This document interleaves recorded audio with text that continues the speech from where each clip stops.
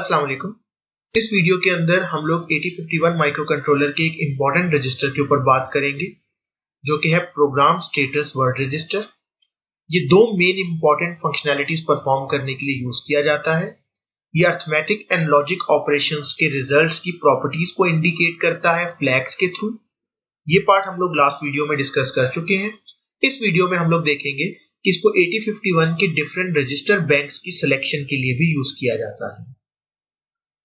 तो PSW register basically एक 8 bit का रजिस्टर है और इस 8 बिट में से टोटल 2 बिट्स ऐसी हैं जो कि रजिस्टर सिलेक्शन के लिए यूज की जाती हैं। ये एक बिट एड्रेसेबल रजिस्टर है जिसका मतलब यह है कि इसकी इंडिविजुअल बिट्स को ऑन या ऑफ किया जा सकता है या मॉनिटर किया जा सकता है। तो PSW.3 और PSW.4 ये वो दो बिट्स हैं जो कि RS0 या RS1 की बिट्स कहलाती हैं।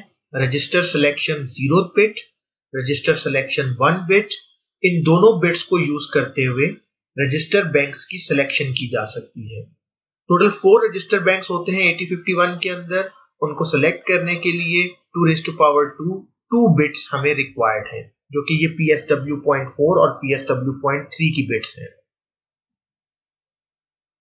तो रैम स्पेस जो कि हम पहले देख चुके हैं 8051 के अंदर टोटल 4 रजिस्टर बैंक हैं। Bank 0, bank 1, bank 2, bank 3।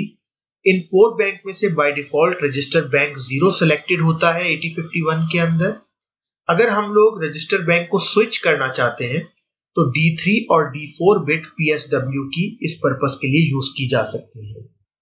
Bit addressable instruction set bit और क्लियर को यूज करते हुए PSW.4 और 3 को चेंज किया जा सकता है और रजिस्टर बैंक की सिलेक्शन परफॉर्म की जा सकती है। बेसिकली यहां पर हम लोग टेबल के अंदर देख सकते हैं कि PSW.3 और 4 RS0 और RS1 की बिट्स को 00 करने पे बैंक 0 सेलेक्ट हो जाएगा जो कि रैम के अंदर 00 से 07H लोकेशन के ऊपर एग्जिस्ट कर रहा होता है। RS0 को 1, RS1 को 0 करने पे बैंक 1 सेलेक्ट हो जाएगा। इसी तरह से 10 करने पे बैंक 2 और 11 करने पे बैंक 3 को सेलेक्ट किया जा सकता है। तो अगर हम लोग कुछ एग्जांपल्स देखें, अगर हम लोग इंस्ट्रक्शन के अंदर 99H हैश के साथ लिख रहे हैं तो ये एक इमीडिएट वैल्यू है, ये एक डाटा वैल्यू है जो कि हम R0 लोकेशन पे मूव कर रहे हैं। इसी तरह 85 हेक्सा वैल्यू R1 रजिस्टर पे मूव की जा रही है। ये दोनों कमांड्स एग्जीक्यूट होने के बाद बाय डिफॉल्ट रजिस्टर R0 और R1 के ऊपर इन वैल्यूज को स्टोर करवा देगी। हम लोग रजिस्टर के नेम के अलावा लोकेशंस भी यूज कर सकते हैं। अगर हम लोग रैम लोकेशन 0 और 1 के ऊपर 99H और 85H रिस्पेक्टिवली सेव करवाते हैं तो बेसिकली ये R0 और R1 की वैल्यू के ऊपर सेव किया जा रहा है।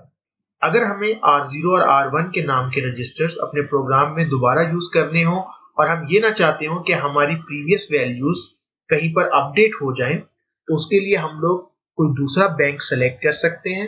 उसके लिए हमें सेट बिट और क्लियर की कमांड यूज करनी पड़ेगी। बाय डिफॉल्ट ये दोनों बिट्स क्लियर होती हैं।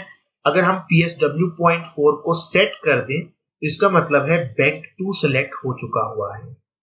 अब जो वैल्यू हम लोग मूव करेंगे वो मूव R0 R1 में की जा रही है, लेकिन ये एक्चुअल में रजिस्टर्स बैंक 2 के अंदर लाए कर रहे हैं, मतलब 10H और 11H लोकेशन के ऊपर जो कि बैंक 2 की मेमोरी लोकेशन है।